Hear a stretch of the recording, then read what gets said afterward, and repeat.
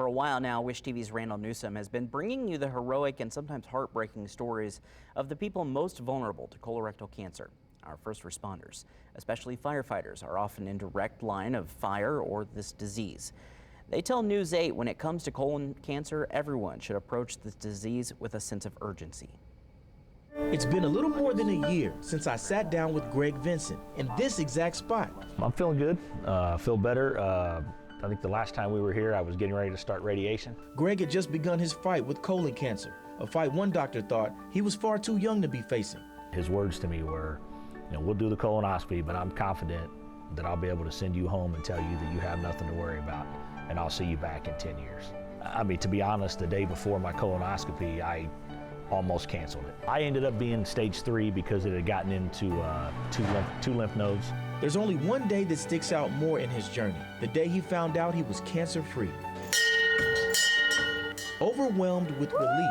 I do know it could have been a whole lot worse. But also sadness for the ones who didn't make it this far, like Kirsten Roberts, a friend in the fight. And a little bit of guilt, that I am a survivor and I've been able to move on with my life and go back to work and enjoy things, and that she just didn't have that opportunity.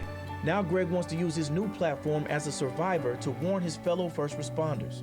Being a firefighter and stuff, sometimes we think we're 10 feet tall and bulletproof, but I've learned that anything can happen to anyone. I don't think you're too young for anything, and you gotta know your body, and if something's not right, get it checked.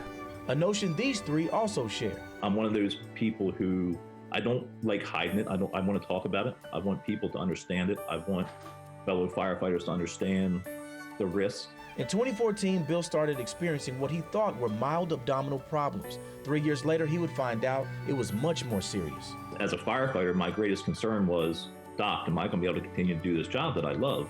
For the next few months, he had to keep up with a much tougher routine. Radiation, chemotherapy, multiple surgeries. Janet Diark remembers when colon cancer first came for her husband, Bruce, a former deputy chief of the Jeffersonville Fire Department.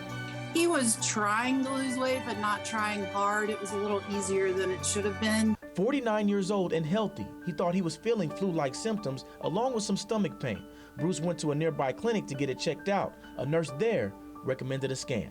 Basically told him that she'd felt like a softball size something in his abdomen. Bruce had stage 4 colon cancer.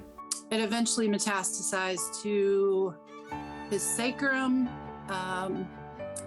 his liver. It was obviously in his lymph nodes, and eventually the spine and the brain. Still, he fought. 4 years of absolute suffering. No complaining, but suffering. But Janet says he never wavered. He even became an advocate raising awareness for others, especially firefighters. And he still had goals, and the cancer just took over. At 53, Bruce died. But Janet hopes his legacy lives on in people like Joe Eduardo, who was just recently diagnosed. Really healthy. I run 5 miles a day, weight lift, do Ironman competitions, eat correctly. And still, colon cancer knocked on his door. Even in the early stages of his battle, he wants the chance to advocate, a heads up for his friends in the fire service. I think people really need help understanding what they're facing. But during this conversation, we noticed there were some similarities in each testimony. In all 3 cases, doctors found out by the time they were diagnosed, their bodies had already been under attack. It's probably been inside growing for 10 years. They expected that I had had the cancer for about 5 years. If we'd found that at 45, he'd be here right now. It sounds like you had 3 people in here today that have no family history that have had this cancer. And that should speak volumes to our medical professionals that 45 is not young enough.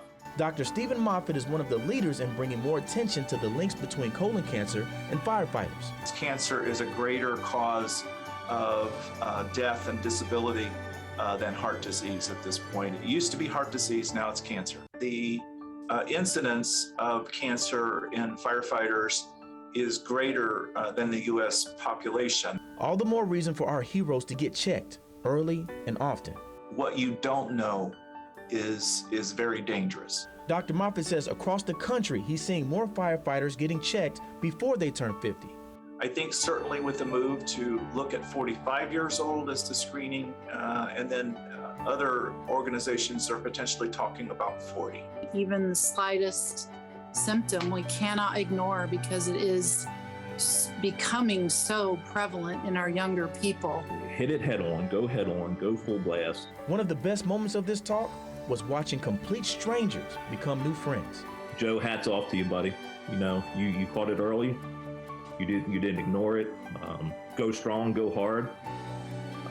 I know we're states away, but I'm your brother, and if you need me, I'm here. Heroes for sure.